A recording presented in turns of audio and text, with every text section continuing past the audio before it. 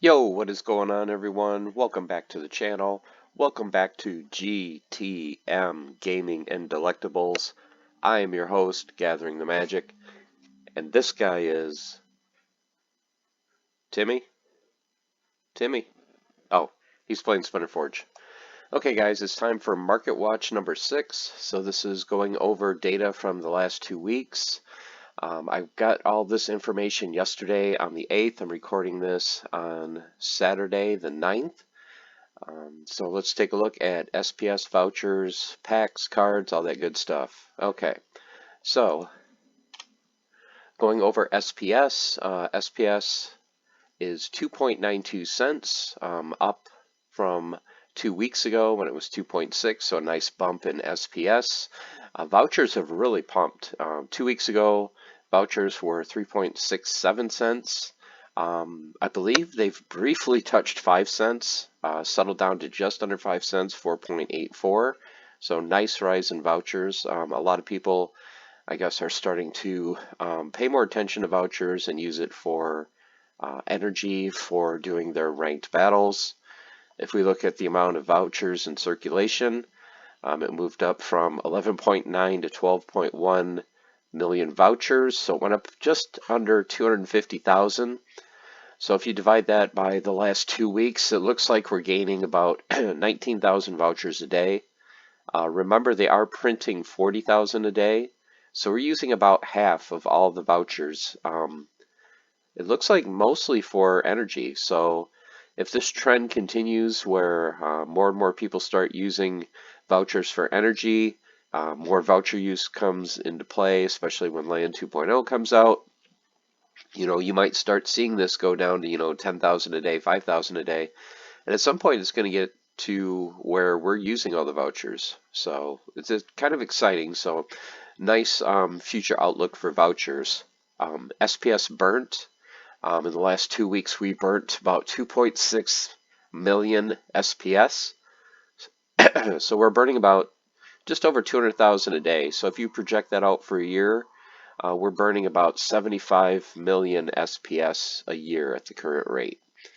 Okay, so let's look at packs. So one thing that I added this week from the previous ones is what the change is in sealed packs is since the last time I recorded a video. So every 2 weeks we're going to look and see how many packs are actually opened and are no longer in circulation. So pretty much all the packs saw a nice little boost in price. Alpha, Beta, Untamed, those are going to be real kind of volatile, as you get people that sell them on Hive. Some people are just looking to unload and dump just to recover, some money to put into other areas of the game. So this price is going to, fluctuate, pretty dramatically. All the other pack prices seem to be pretty stable. So Alpha packs, you can see 2 weeks ago, about 58 bucks, now just under 72. There's 4,335 packs left, so it looks like 2 packs were open in the last 2 weeks.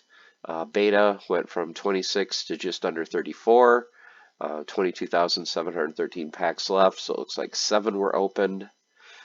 Untamed went from just under 8 to just under 11, so a nice increase there. About 45,600 Untamed packs are left in circulation. So it looks like 148 packs were opened. Dice pretty much stayed the same, 12 bucks, dipped down to 11. Just under 5,200 packs, 27 were opened. Orb went from 14 to 18. A little over 7,000 Orb packs are still out there. 4 were opened. Chaos Legion. So Chaos Legion is one of those things where I think a lot of people are opening packs, for the cheap cards, to build their decks, cards for land, all that kind of thing. Price stayed the same, about 88 cents a pack. There's 2.365 million packs left that are unopened. And it looks like in the last 2 weeks we opened 32,000 packs. So there's a decent amount of packs that are being opened every day. Rift Watchers went from 340 to 380. 129,842, and it looks like about 700 Rift Watcher packs were opened. I opened 5 of those and had some pretty good luck with those packs, so still love Rift Watchers. Think this is an extremely undervalued set, But as I've said in the past, there's just so many different directions people are getting pulled. With their new rank battles, trying to level up their cards and summoners, land, all that kind of thing. So not a lot of people are paying attention to Rift Watchers, especially since Rebellion is the hot new set. So just under 130,000 packs of Rebellion or of Rift Watchers left. So just for me, I think this is going to be a good pack if I can get a hold of some of these and hang on to them long term. And then looking at Rebellion, one thing I'm going to look at for Rebellion is not how many packs are left out of the 10 million, but how many have actually sold. And that's just between the circulating and open. So Rebellion had a little bit of an increase to 387, and it looks like we've sold 821,000 Rebellion packs so far. Okay, so let's get into Alpha. So Alpha, the low end of the commons went up from about 36 to 53 cents. If you've been following KGM Jam, he tries to buy at least 1 or 2 Alpha cards a day, and the floor price has moved up, so it's a little over now 50 cents for a common card. Rares, a slight dip from $1.85 to $1.51. So these prices won't fluctuate a whole lot. One of the legendary cards did go down. So if we look at the legendaries, the 499 was just kind of an outlier. It was one of those where a person had a single copy of a gold legendary. So if we look at gold, let's look at Alpha. So as you can see, the cheapest gold, well, let's look at the regular foil first. So if you look at the commons, you're looking at 53 cents. This is a promo card, $4 now. But if you look at the gold cards, which is usually what people like to look at, Feral Spirit's still the cheapest, just under 29. And then it goes all the way up to your most expensive card is an Epic. There are no gold foil legendaries, 2,500. You can see like a Dragon Whelp, this is a promo card, 2,000. Tyrus is right around 500. But look, single copies, 2, 3. So there's not very many of any of these gold foil Alpha cards out there at all. Even the common cards, there's only single copies. So Alpha continues to be an extremely thin market, and I think those prices long term, they can only go up as there's demand and there's just no supply. Okay, so let's go on to Beta. Take a look at the Beta cards.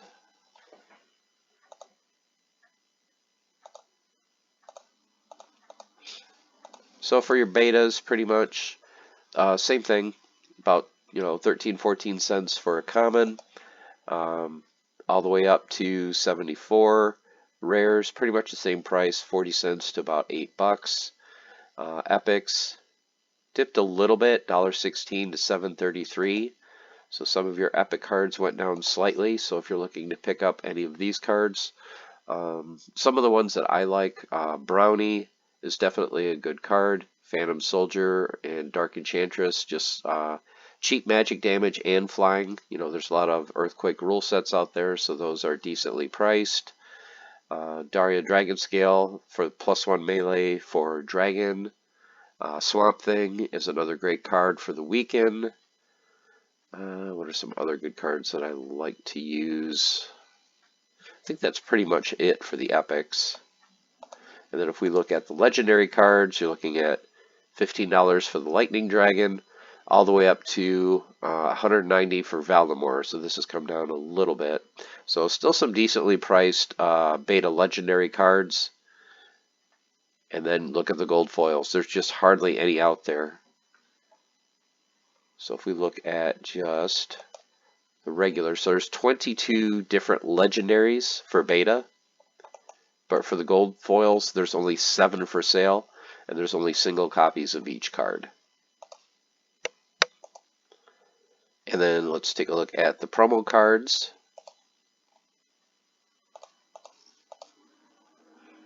So here's your promo cards. So you've got 3 of them, $27 for the Red Dragon, Prince Julian just under 4,000, Archmage Arius 7,300.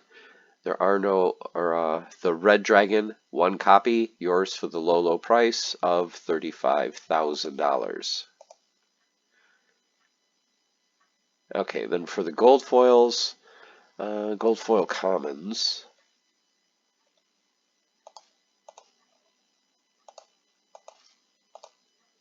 $3.50, so $3.50 to $4 for the low end for a gold foil common.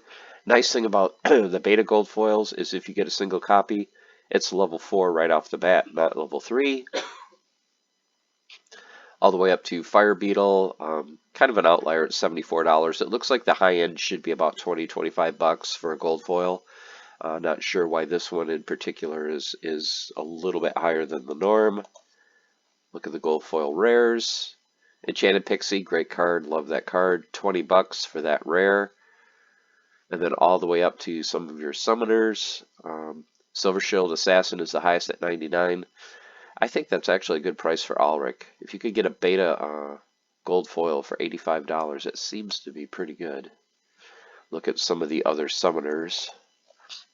So right around 30 bucks to 85 for gold foil summoners for beta.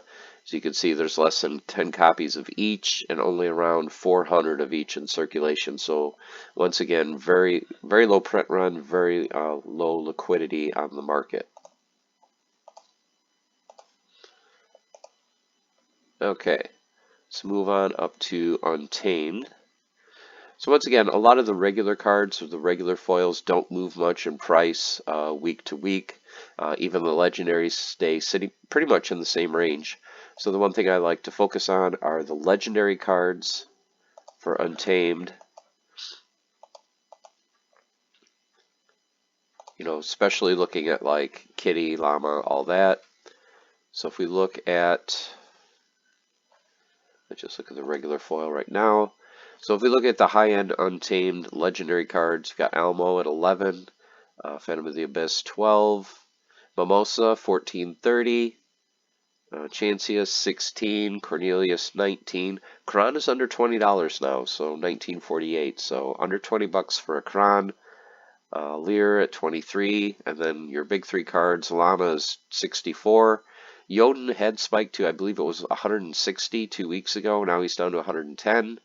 And Kitty settled down about $5 to 140. So about 2 weeks ago, you could get a Kitty for just under $100, and now it seems to be settling in that $140 to $150 price range. If we look at the gold foils, some of the higher end cards, there's still that single copy of Jotun for $8,000.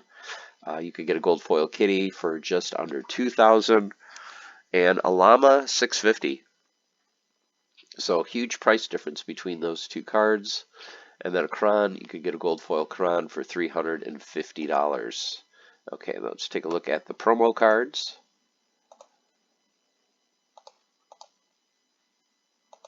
So a couple of promos in the set. Got Halfling Alchemist, which is updates for $7. Chain Golem, that was a card that really spiked in the last couple weeks. So 2 weeks ago, they had a Chain Golem for $16. Now there's 5 copies, and that's going to cost you $49. So Halfling Alchemist has pretty much stayed in that $7 to $8 range, but Chain Golem has, really spiked in the last 2 weeks. And then if you look at the gold foils, there are no gold foil Chain Golems for sale, and there's only 3 of the Halfling Alchemist, and you can see the huge price difference. You're going from $7 to just under $300.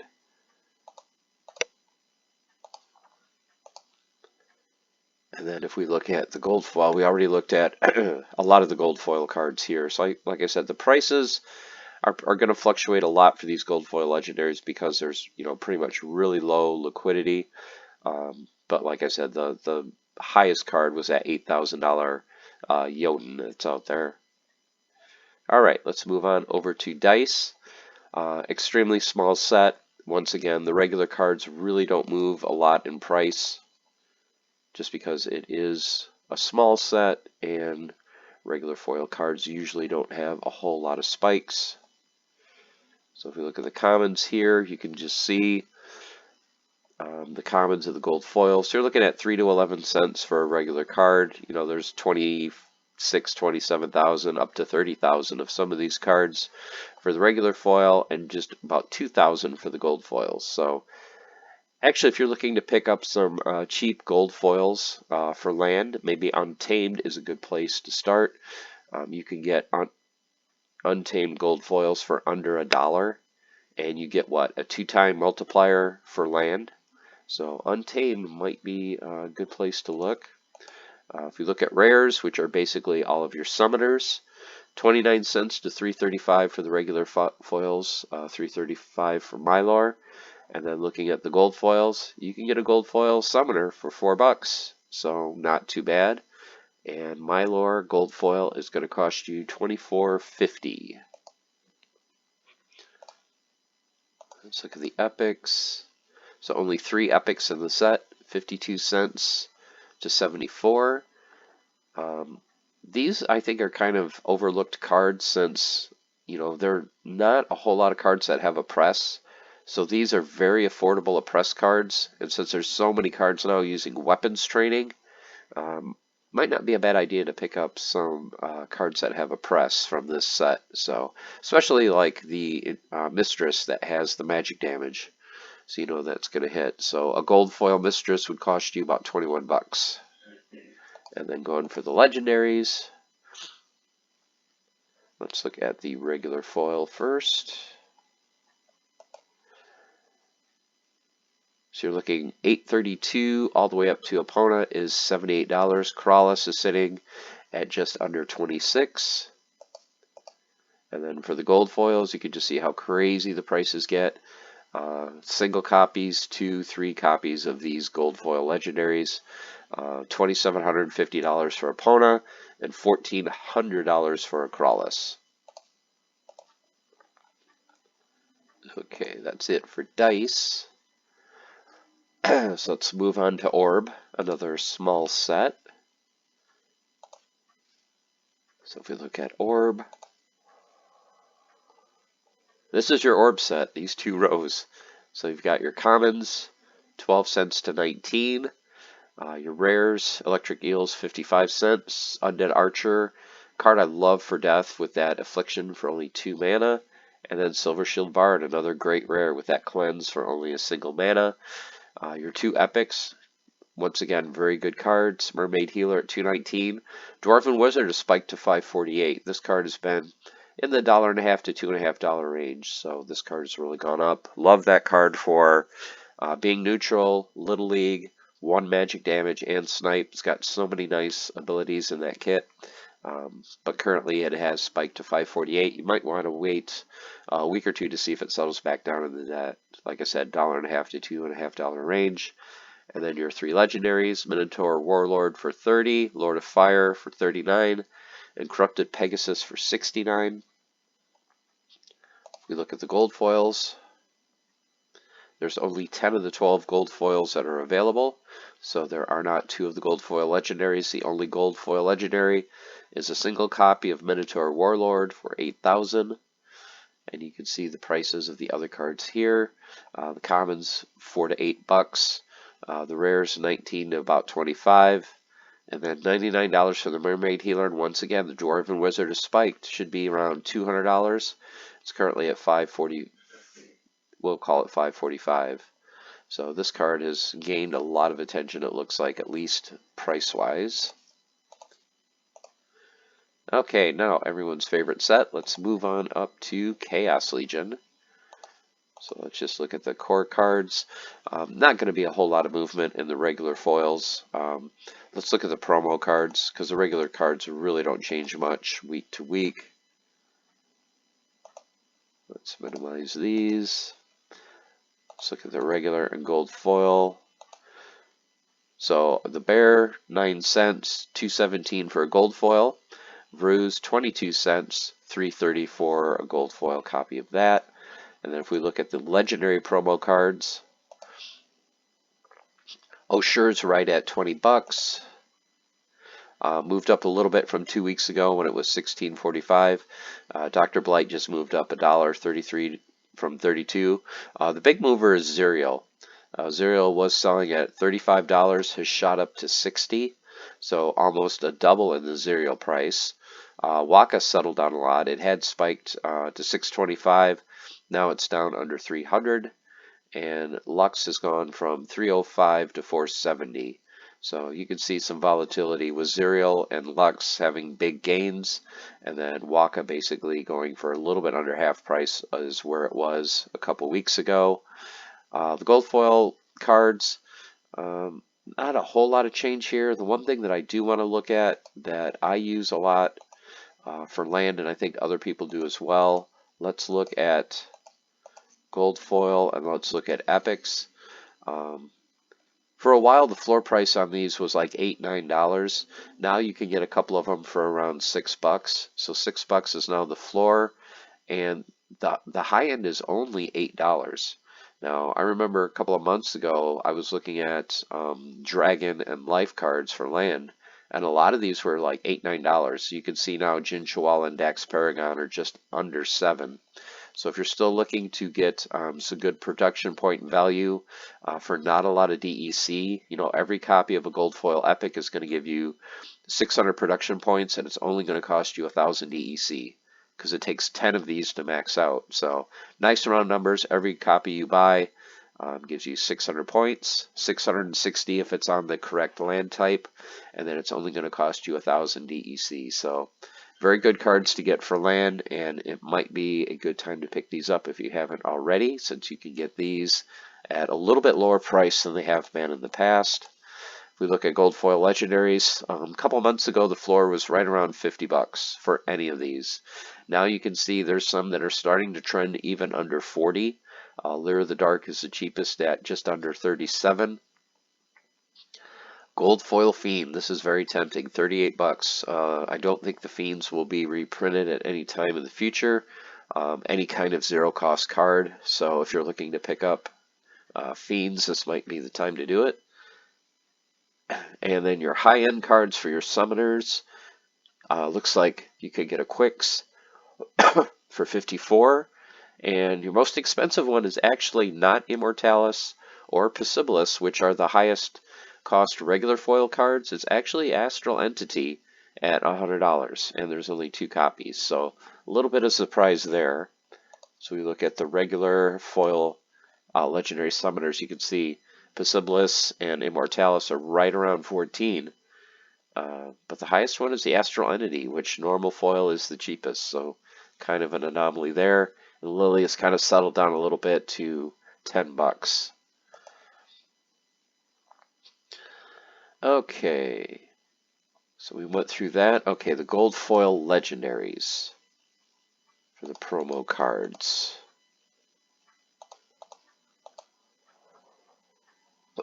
So we've got Oshur at 130, Dr. Blight at 229, Zerial at 248, Lux, gold foil Lux for 2,500. There's only a single copy. And there's also just one copy of Waka for $3,888. So once again, very low liquidity on these gold foil promo cards. Lux Feg, I know, is a very popular card. 2,500. There's only one. Okay, so let's move on now to Rift Watchers. Once again, not going to go through most of the regular foils. There hasn't really been a whole lot of movement in price. The high-end cards, Immolation has come down a lot. I remember Immolation was plus $20 to $30 range. Now it's under 18. And then you've got Inevitable, kind of sticking there at $30. Your cheapest one, Rumancer Twat, is still $330. Mordius, which I think is a decent card, just under 5. Ra, pulled this recently in one of my 5 Rift Watcher packs, right around $5. So a lot of good value here. A lot of these higher end legendaries still holding their value.